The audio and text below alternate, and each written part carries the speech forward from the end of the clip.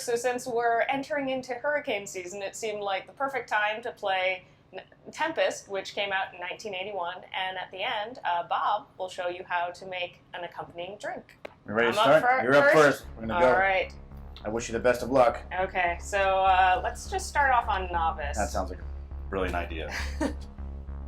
So this is one of my favorite games here. I'm not, like, it may not be the best game, but I just find it very, like, easy to play, calming, yeah. Growing up, this was the one I kind of avoided. I just didn't get it. You know, when you're comparing it to, say, Galaga and some of the earlier games, even though, like we said, this came later, shooting a stick or some kind of geometric shape didn't appeal to the 10-year-old in me as much as blasting aliens. But again, to me, it is a therapeutic game where you're just zoning. Yeah. Yeah, it is, because I guess all of these things have names, but it's like Spinner and Spiky. Very in-depth, right. Yeah, the story behind this game is not as well developed as some of your others, like, actually, like Space Invader, which this was supposed to be a sequel to, I think, originally. I think that sounds right. Again, this one scared me as a kid, mainly because the graphics on it were a little bit more intimidating than the, you know, bit-sized monsters on the size of Space Invaders and so forth. But, oh, yeah. Yeah. Oh, all right. I will give definitely a novice. Well, I do like that it allows you to pick what level you start at. Yeah, because like, I haven't played this game in, well, as you can see, quite some time. All right.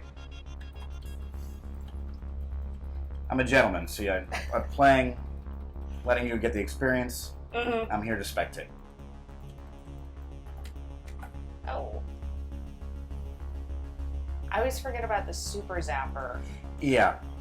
And again, I play it far and few between, and then when I actually have a good day, I was like, oh, then I come back the next day and we see what just happened.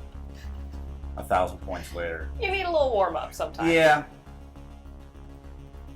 Well, the good news is my high score will probably be very easy to beat. As in very easy.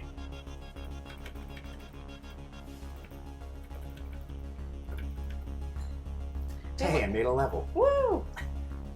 Well, the levels don't, they give you random shapes. Yeah. And again, it was, the patterns always, to me in this game, were never, all right, 2 levels, it's going to be this, 3 levels, it's that. I was reading that apparently one of the higher levels is a black, because the color changes to show you what, like, difficulty you're at. I'm like, oh, I've never gotten to this level, but... No. Yeah,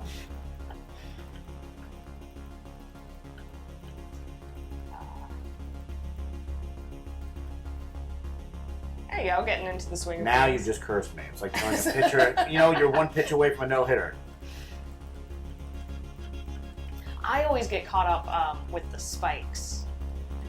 Yeah, and then I get distracted by looking at the other chamber, I guess, and then...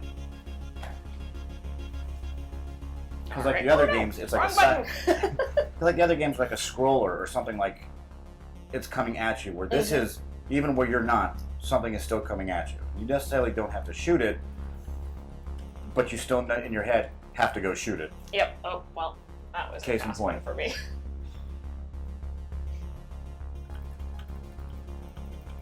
It's the flippy guys. Those are the ones that always get me. They flip it. I actually think that's the real name of it. Well, there we go. All right. So you got 15,582, and I got less than that. Okay. 9,151. So shall we try it again? There's some credits in there. Let's try it All right. one more time. Ready? Yep. Okay. We'll go novice again. I was just saying, by the way, this is on novice level, so...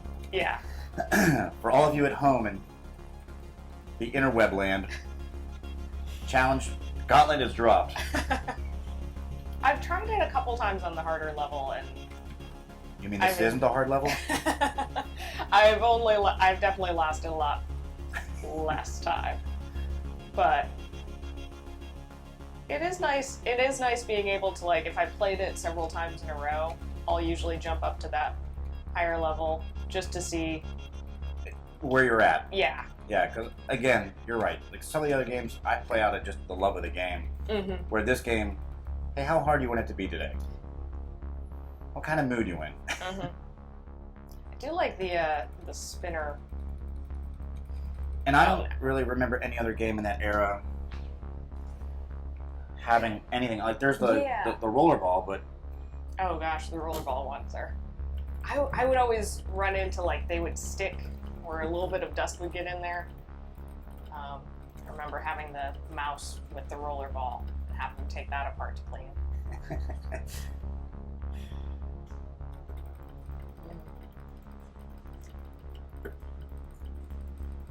Yeah, and this was one of the first games to kind of have a 3D, like, vector feel. Yeah, like everything else was your side scroller or a flat, like, map page where it was just coming down at you. While this, I think, was also like one of the first games that really created depth. Mm-hmm. Where they would just grab you like that. Yeah. Instead of using the super zapper, hint everybody at home, these scores were accomplished without the super zapper.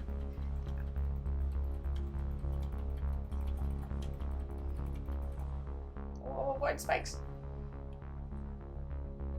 I've definitely had a couple times where my hands twitched a little as I've been going down and I've sailed accidentally into a spike. But again, though, the hard thing I think about this game was no other game really had a dial. So everything else was a joystick, so you're accustomed to using the joystick. And yeah. Like, fire buttons would be on either side, and me being left-handed, you know, I could... It was different. While this is, I don't want to say it's forcing you to be right and fire with your left, it kind of definitely pushes you in one direction. And I'm just not that coordinated. Oh, there's a lot. That's when you use the super zap. I was saying, you put this on novice though, right? Yep. So we do have a few questions that people wrote in. Fire away. So we've got, Sean was asking about arcade championships. As in, like, for some of the games or tournaments, or just in general? Yeah, just in general. I thought that guy killed me. Like, so we're still relatively new. We just finished, we're wrapping up, I think, month 4 right now of being fully open. And with the fall coming in, we've got everything moving forward, so we're going to start expanding, like, competitions here, starting off, like, with this, showcasing other games, and then doing, like, weekly tournaments, high score challenges, stuff like that, especially with the fall coming in where the weather's not going to be as nice, or, say, with hurricane season coming in, there's going to be some rain where you're going to want to come inside from somewhere. Maybe a place like this would be well. So yeah, in the future, those are the things we want to be doing. I know we've featured a couple, or we've sponsored a couple things where we've had games and so forth, stuff available for people. So yeah, moving forward, that's part of our plan. You're doing this just so I don't get a high score, I understand.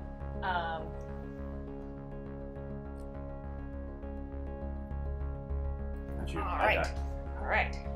Oh dear. I was just dragging my feet just to give me a chance. Oh, this level is... And again, I have yet to use the super zapper. So a hint to everybody at home, yeah, use the super zapper, because I would have saved my life more than once. All right, so 25, 600, and... Not 25, 600. But I did beat my high score from last time. So hey, always improving. moving up, right. All right. We have been enjoying these Tempests. Really good. And now Bob's going to show you how to make your own Tempest to enjoy.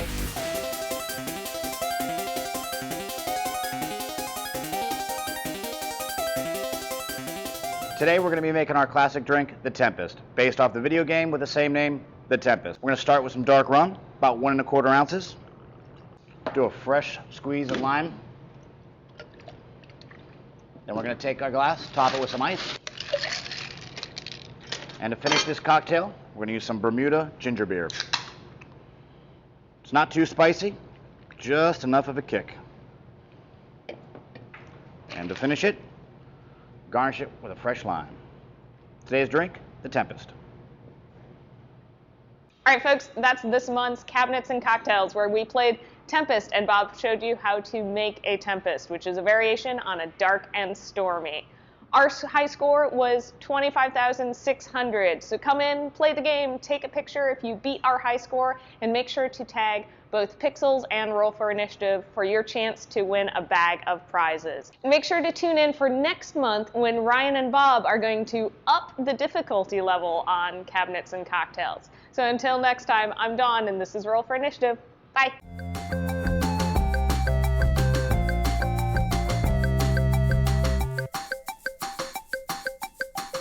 Here's a little home tip for you. With the holidays coming up and house parties going to be the norm, one thing to always care about is a cocktail that you're serving one of your friends or guests.